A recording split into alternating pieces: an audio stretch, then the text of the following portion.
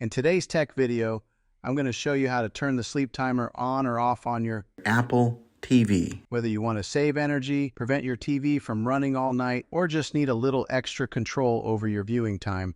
The sleep timer is a handy feature. Let's dive right into it.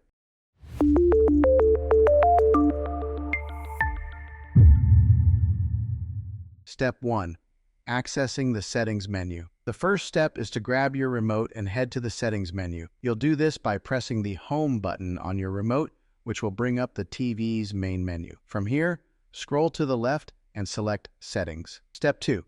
Navigate to General Settings. Once you're in the settings menu, scroll down to find General. This is where we'll find the sleep timer settings. Select General by pressing the OK or Enter button on your remote. Step 3.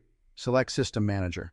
Next, under the General Settings, scroll down to find System Manager. This is where you'll find options for system controls, including the sleep timer. Step 4. Access time settings. Now, in the System Manager menu, look for Time and select it. This will take you to the time settings for your TV. Step 5.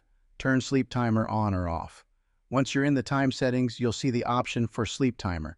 This is where you can either turn it on or off. If you want to enable the sleep timer, simply choose a time interval. 10, 20, 30, 60 minutes, and so on.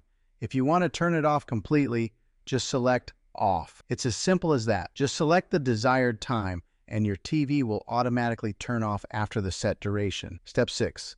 Double check your settings. Once you've set the sleep timer, make sure to double check your settings before you exit. You can always come back to this menu if you want to adjust or disable it later. And that's it. You've now successfully turned the sleep timer on or off on your TV. This feature is great if you like to watch TV before bed and don't want it running all night. If this video helped you out, be sure to give it a thumbs up and don't forget to subscribe for more helpful tech tips and how-tos.